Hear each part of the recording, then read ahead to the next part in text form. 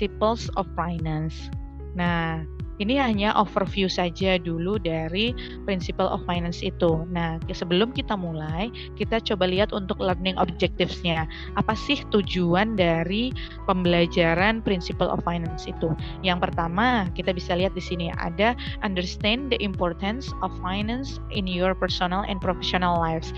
Jadi memang kita bisa mengerti apa fungsinya keuangan itu baik dalam dunia personal teman-teman, dunia pribadi teman-teman maupun dalam dunia profesional. Mungkin nanti teman-teman akan bekerja atau mungkin teman-teman yang sekarang sudah punya usaha. Nah, sangat penting untuk mempelajari apa itu finance. Kemudian yang kedua adalah identify the key differences among the three major legal form of business.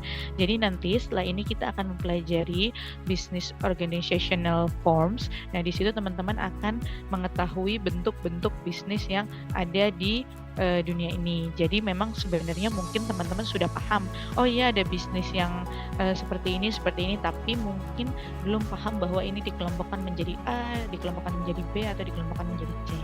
Nanti kita akan pelajari lebih lanjut. Kemudian yang ketiga itu adalah understand the role of the financial manager within the firm and the goal for making financial choices. Jadi teman-teman juga diharapkan mampu memahami apa sih tugas-tugas dari manajer keuangan. Nah, manajer keuangan ketika ini konteksnya adalah ketika teman-teman memang nanti bekerja di sebuah perusahaan, kemudian atau teman-teman memang mempunyai usaha sendiri. Kalau usaha sendiri kan di awal-awal biasanya teman-teman akan memegang semuanya. Teman-teman akan menjadi manajer keuangannya, teman-teman akan menjadi manajer operasionalnya. Nah, baru nanti kalau sudah berkembang biasanya baru akan dibagi dengan karyawan yang teman-teman punya. Atau mungkin nanti pada saat lulus teman-teman akan menjadi seorang financial manager, manajer keuangan di sebuah perusahaan.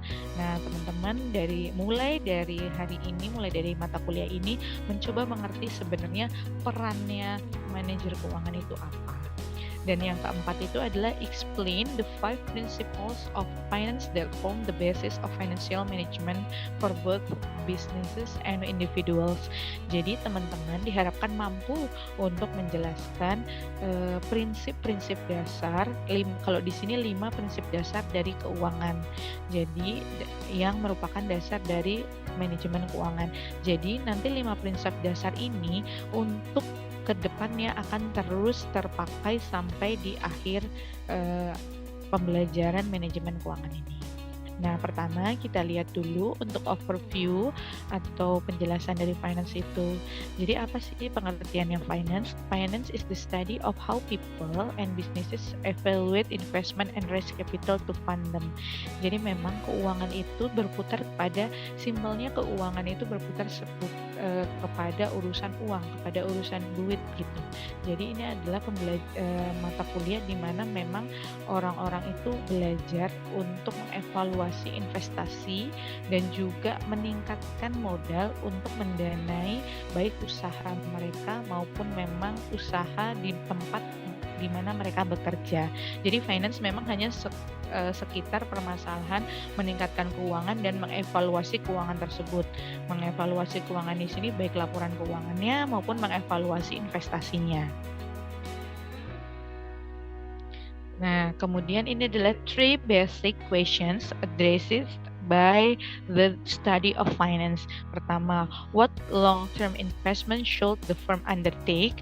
Nomor 2, how should the firm raise money to fund this investment? And how can the firm best manage its cash flow as they raise in its day-to-day operations? Nah, jadi kalau dari 3 basic question atau 3 pertanyaan dasar ini kita bisa melihat bahwa yang harus difikirkan yang pertama adalah long term investment yang berhubungan dengan keputusan untuk melakukan budgeting terhadap modalnya. Jadi capital budgeting. Yang kedua adalah bagaimana cara si perusahaan tersebut bisa meningkatkan uang untuk mendanai investasinya. Jadi ini berhubungan dengan capital structure decision atau berhubungan dengan struktur modal, keputusan struktur modal dari perusahaan tersebut. Dan yang terakhir itu adalah bagaimana mengatur atau memanage cash flow yang ada supaya bisa memenuhi day to day operation atau memenuhi operasional sehari-harinya. Jadi itu namanya adalah working capital management. Jadi si manajemen keuangan ini berkutat sebanyak dia memang yang pertama untuk mengatur sehari-harinya itu seperti apa melalui working capital management, keuangan sehari-harinya, perputaran cash flow-nya, kemudian itu untuk bisa meningkatkan modalnya dia memilih dan memutuskan structure modalnya akan seperti apa.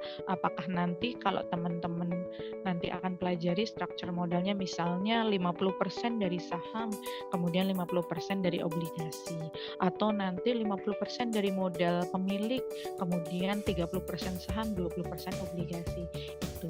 Nah, kemudian kalau long term investment itu berarti capital budgeting-nya atau budgeting dari perencanaan si modalnya ini akan seperti apa. Itu kurang lebih di situ untuk basic question dari mengapa kita harus mempelajari keuangan. Nah, selanjutnya yang terakhir untuk hari ini itu adalah the 5 basic principles of finance.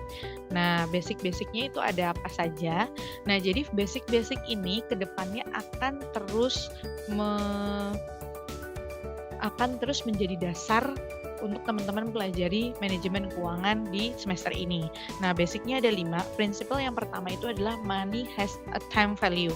Gampangnya gini, teman-teman dulu misalnya waktu SD dikasih jajan 5.000 lah, 5.000, 10.000, itu mungkin udah dapat bakso, udah dapat es teh, udah dapat ciki gitu. Tetapi sekarang coba 5.000 sampai 10.000 paling teman-teman baru bisa dapat cikinya aja atau bisa dapat es tehnya aja, baksonya udah nggak dapat. Nah, itu adalah contoh nyata real dari bahwa uang itu punya nilai waktu atau money itu has a time value.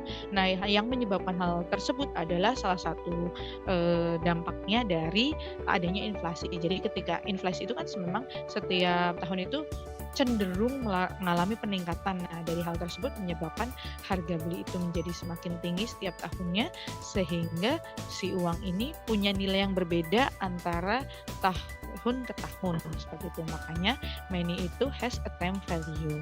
Itu prinsipal yang pertama. Nanti kita akan pelajari lebih dalam di bagian time value of money. Kemudian prinsipal yang kedua itu adalah there is a risk and return. Jadi ada prinsip trade off-nya. Jadi ketika kita melakukan investasi, pasti ada resiko yang harus ditanggung dan juga ada return yang akan kita dapat. Tetapi risk and return tadi itu dia selalu berbanding terbalik, di mana ketika resikonya tinggi, biasanya return yang akan dia itu berbanding lurus. Jadi ketika resikonya tinggi, maka return kita yang akan dapatkan itu biasanya jauh lebih tinggi. Ketika resikonya rendah, ya return yang akan kita dapatkan ya lebih rendah atau memang segitu-gitu aja. Jadi hubungannya itu sejalan gitu. Jadi high risk high return, low risk low return. Gitu. Nah, prinsipal yang ketiga itu adalah cash flow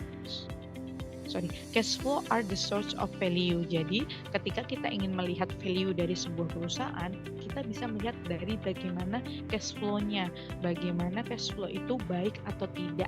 Nah, dari situ kita bisa melihat bagaimana sih operasional dari perusahaan ini berjalan bagus atau enggak. Kalau misalnya cash flow-nya jelek, berarti bisa dibilang bahwa value dari perusahaan itu juga kurang bagus dan sebaliknya. Nah, kemudian prinsipal yang keempat itu adalah market prices reflect information. Jadi harga pasar baik untuk misalnya untuk stok maupun untuk bond itu merefleksikan sebuah informasi yang memang harus diserap oleh perusahaan yang bersangkutan untuk akhirnya memutuskan menjual atau menerbitkan saham tersebut atau bond tersebut dengan harga berapa, atau akhirnya memutuskan untuk melakukan mungkin pembelian kembali atau melakukan konversi, dan itu sangat melihat market prices-nya seperti apa. Nah, market prices-nya itu terbentuk dari mana? Si market prices ini akan terbentuk dari supply and demand atau permintaan dan penawaran yang terjadi. Nanti di bab 2 teman-teman akan dapat namanya financial market yang akan memperlihatkan bagaimana akhirnya informasi market prices itu bisa didapat.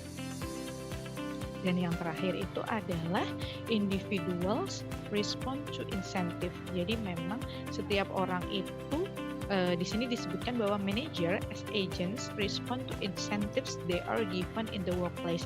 Jadi memang tidak bisa dihindari lagi bahwa managers atau orang-orang yang akhirnya menjalankan operasional itu akan merespon, akan bisa bekerja lebih baik ketika insentif atau ketika reward yang mereka dapatkan itu juga bisa lebih baik. Nah, itu tadi adalah 5 prinsip dasar yang nanti akan terus membersamai teman-teman di dalam mempelajari financial management.